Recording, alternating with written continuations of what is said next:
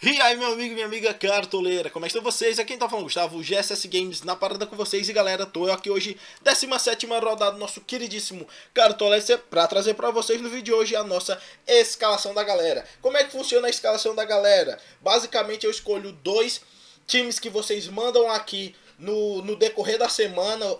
Os vídeos que eu vou postando, vocês vão mandando suas escalações. Eu escolho dois para serem analisados aqui no vídeo da escalação da galera. Lembrando que eu sempre digo quais jogadores você pode retirar, quais jogadores podem ser adicionados no seu time. Ou seja, se quiser futuramente participar da escalação da galera, futuramente manda suas escalações aqui também. Eu também queria agradecer muito a quem tentou entrar na nossa Liga Mata-Mata. Infelizmente, galera, ela lotou muito rápido. A quantidade de inscritos no canal tá subindo muito, ou seja, dificilmente a gente consegue chamar todo mundo. Porém, um salve, um abraço a todos e fica ligado porque daqui a 4 rodadas vamos abrir novas ligas mata-mata. Então fica ligado no canal, se inscreve, não perde nenhuma novidade que você também pode ser chamado. E o último aviso é que sexta-feira à noite, eu já estou mandando aqui pela tarde, vamos fazer o nosso time definitivo focado em pontuação. Tranquilo? Então foi isso, sem mais delongas, solta a vinheta e vamos pro vídeo.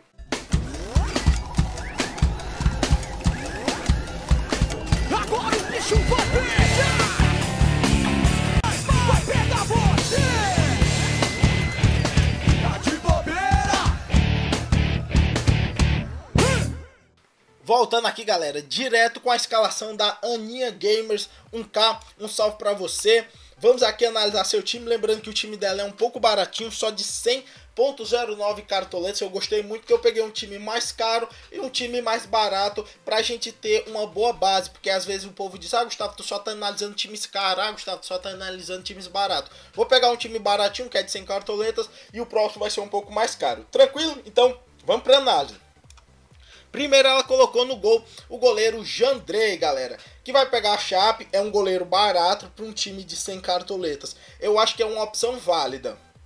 Vou explicar por quê. O Jandrei começou bem a competição, muito bem. Depois, quando começou a chegar na quinta, quarta rodada, ele começou a cair bastante o desempenho. Isso também veio muito pelas grandes falhas que a Chapecoense estava tendo. Um time que sofria muitos gols. Porém, nessas últimas 3 rodadas, ele voltou a ter um desempenho pelo menos razoável na competição. Não tem uma proporção boa de defesa difícil ao número de gols sofridos. Apenas 4 SG. Porém, é contra o Atlético Goianiense, que apesar de não ser um time que faz poucos gols, comparado, por exemplo, com se a gente pegar o Avaí, ainda é o segundo pior ataque da competição, com apenas 13 gols marcados na competição. Isso faz a gente acreditar que o Jandrei pode se tornar uma opção válida, principalmente para quem tem poucas cartoletas e quer valorização. Então, Aninha, eu acho uma opção totalmente válida. Depois ela escalou Diogo Barbosa e Matheus Reis.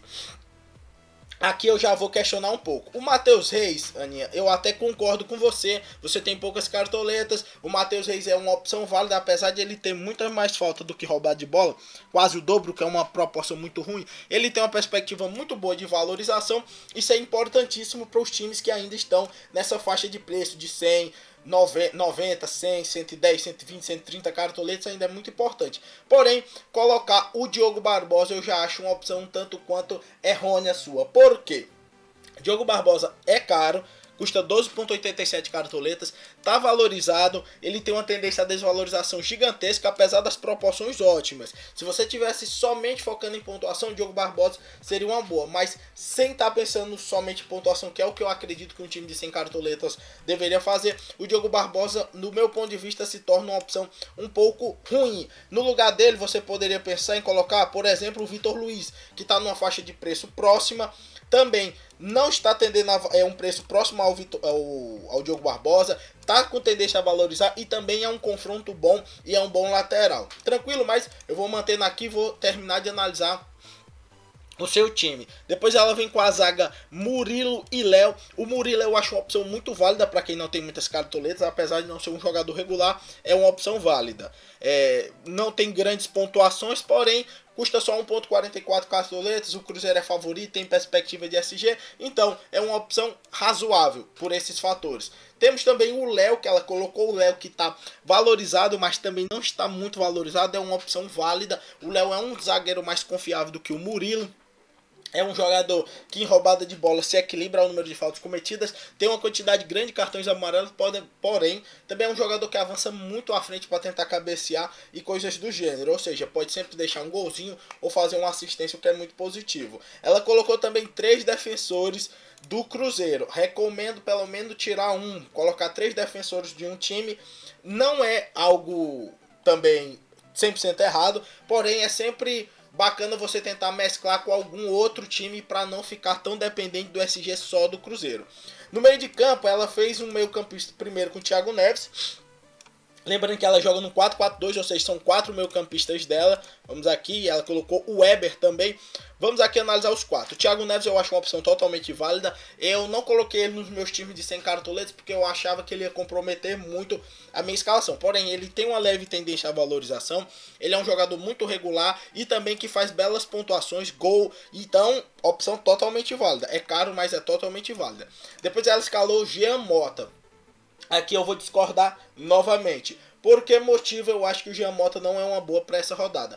Porque, galera, o Santos vai pegar o Grêmio fora de casa. É um jogo complicado. O Jean Mota tá jogando muitas vezes improvisado na lateral. Ele tem uma quantidade de roubada de bola boa em relação ao número de faltas cometidas. Porém, poucas boas pontuações, somente em 3 rodadas. Depois ele é muito ali meia boca, dificilmente vai fazer uma grande pontuação. E a forte tendência dele nessa rodada é desvalorizar.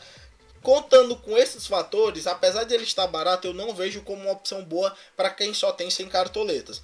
Depois ela coloca também o Bruno Paulista, que vem subindo nas pontuações, porém também não é uma opção muito boa, nem tanto para pontuação e principalmente pelo fator de estar extremamente valorizado. O Bruno Paulista tende a desvalorizar, ou seja, não é uma opção tão segura colocar o Bruno Paulista nessa rodada, repensaria ele também. O Weber é totalmente válida, Cruzeiro favorito, tá desvalorizado e extremamente barato no seu time. E no ataque ela colocou Arthur e Sassá. O Sassá eu concordo totalmente para o seu time, porque ele tem tendência a valorizar, tem perspectiva muito grande de gols e é um ótimo para pontuação. O Arthur eu repensaria ele um pouquinho. A minha dica geral para você seria assim, Aninha. Primeiro, do meu ponto de vista, eu vou terminar de analisar e dizer as trocas que eu acho válida. Easy Técnica colocou o Mano Menezes, opção extremamente boa, apesar de estar caro. O time dela tá barato, porém, dá para fazer uma troca iradíssima aqui se você quiser. Primeiro, trocar o Arthur, que tá valorizado, é uma opção boa. Mas está valorizado. Você pode querer colocar o Túlio de Melo, que é uma opção mais barata. O Túlio é um jogador alto, forte, bom no cabeceio, tá barato, tem uma perspectiva boa, quem sabe, de fazer uma boa pontuação nessa rodada.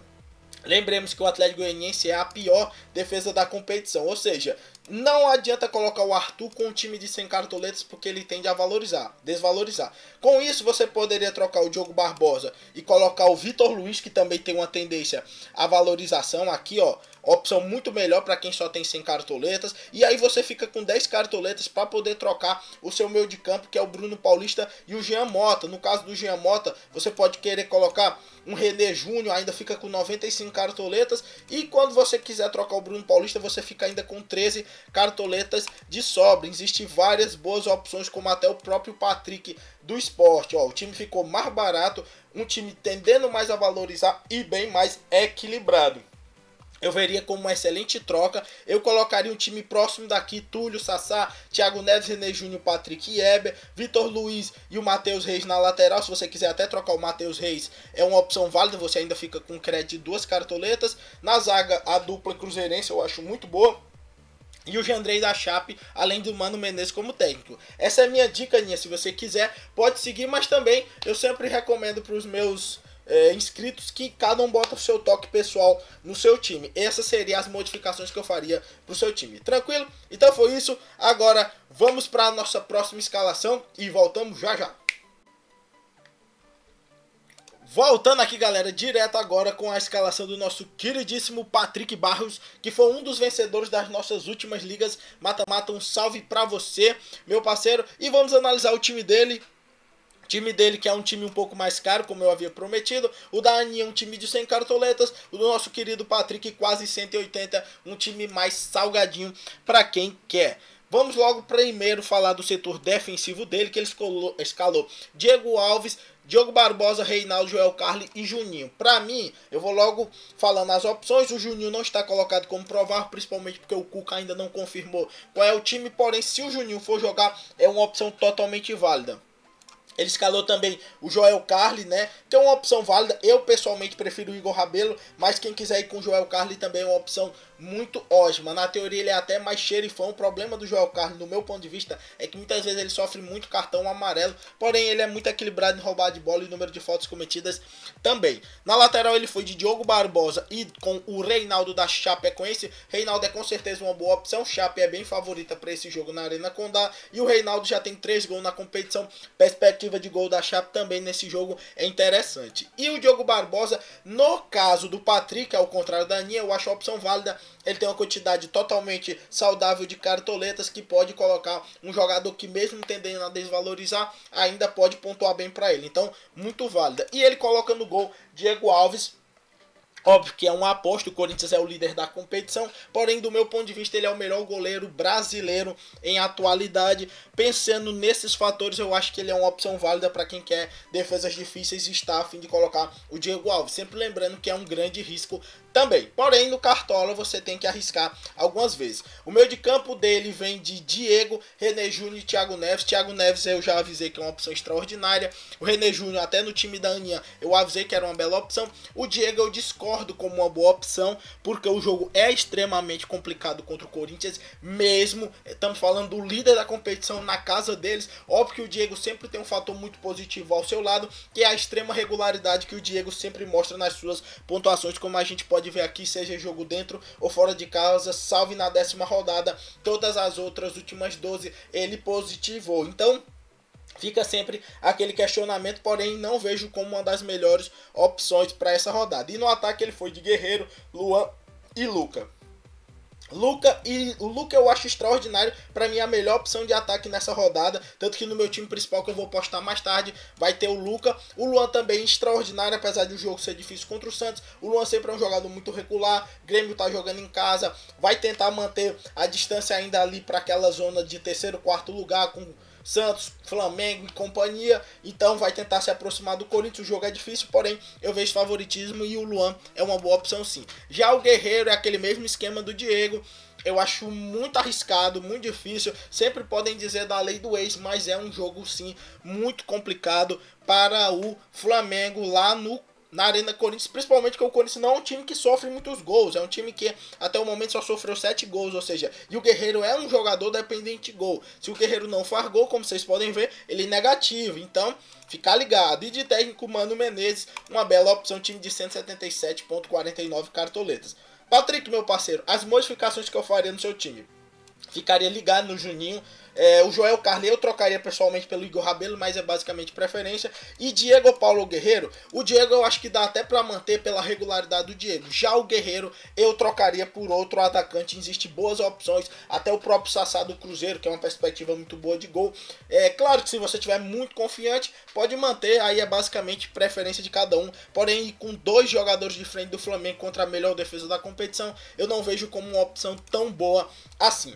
Tranquilo? Então foi isso, galera. Um salve pro Patrick, um salve pra Aninha, que participaram da escalação da galera. Sempre lembrando pra vocês que nas rodadas que temos a semana toda, vamos fazer a escalação da galera. Também lembrando que mais tarde, na sexta à noite, vamos lançar a escalação do nosso time principal. E que todos mitem. E valeu!